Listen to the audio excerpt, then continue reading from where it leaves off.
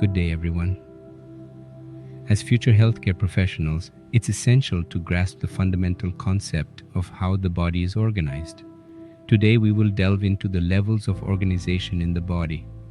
This framework is not just academic, it is a tool that we use to understand patient presentations, diagnose diseases, and devise treatment plans. Let's begin our exploration.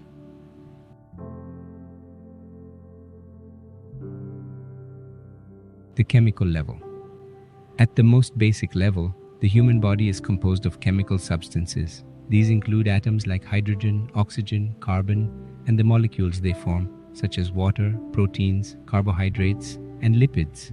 These chemicals are the building blocks of the body, crucial for creating cellular structures and facilitating biochemical reactions.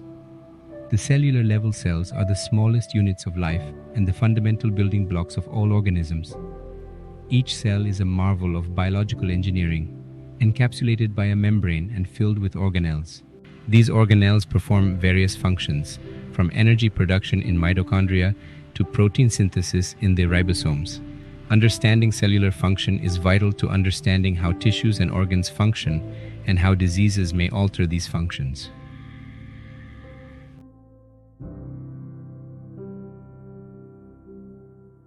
The tissue-level tissues are groups of similar cells that perform a specific function. In the human body, there are 4 primary tissue types. Epithelial tissue covers the body's surfaces and lines cavities.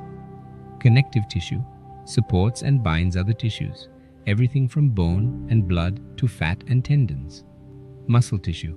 This is responsible for movement, whether moving your limbs or propelling blood through your arteries. Nervous tissue transmits impulses and processes information in the brain and throughout the body. As physicians, when we look at a biopsy under a microscope, we examine the histology, the study of tissues, which informs much of our understanding of pathology.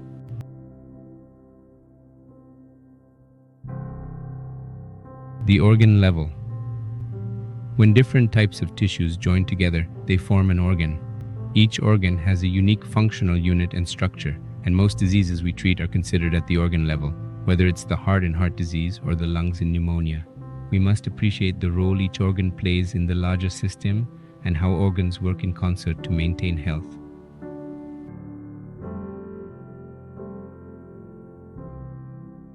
The system-level organs do not work alone.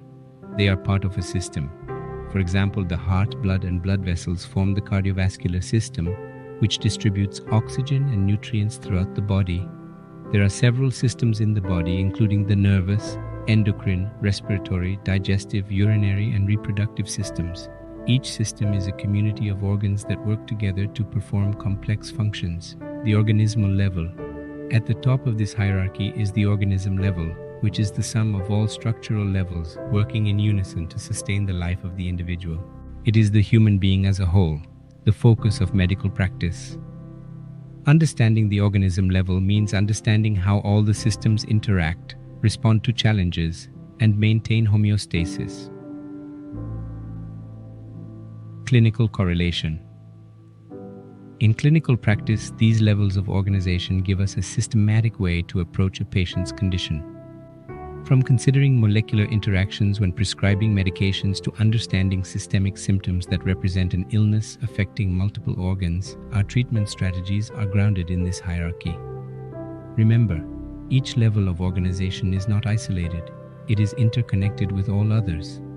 A disruption in one level can cascade through the others, which is why we often see wide-ranging symptoms from a single cause. This understanding is the bedrock of your clinical reasoning and diagnostic skills. As we progress, we will learn not only how each level functions in health, but also how they malfunction in disease. With this knowledge, you will be able to see the human body in both its most magnificent and vulnerable states. Thank you for your attention, and I look forward to our detailed discussions on each of these levels in the sessions to come.